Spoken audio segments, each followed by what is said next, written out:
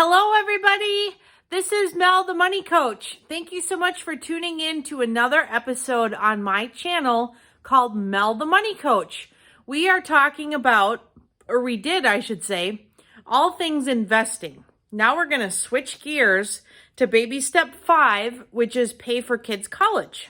And now this first video, I wanted to talk with you about your thoughts on kids' college.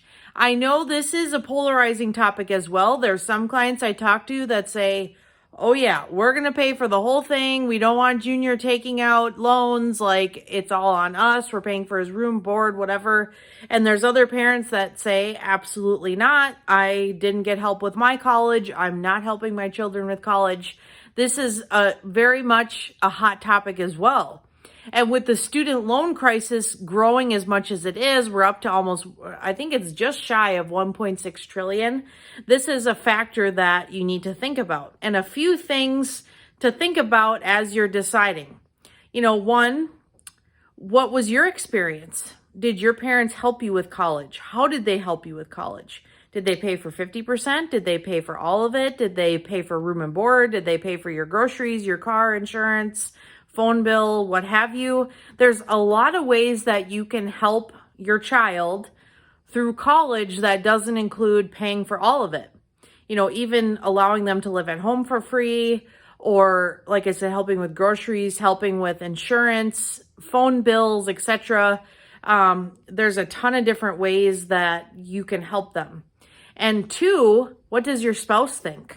And now this gets a little tricky. You know, if you're a single parent, obviously, you know, you make the decision on your own, or if you're divorced, you know, then you get into the politics and the dynamics of who's going to pay for what and when, that sort of thing. It can get tricky in a hurry.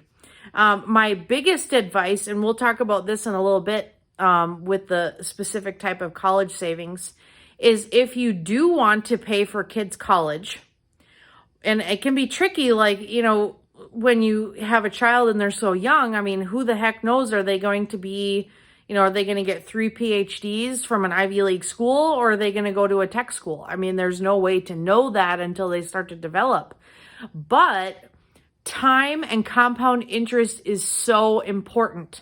It is so, so important. So if you have any inkling at all of paying for kids' college, set aside funds early as possible. That if you can set aside funds on the day they're born, that's the best, because then you're really maximizing that compound interest.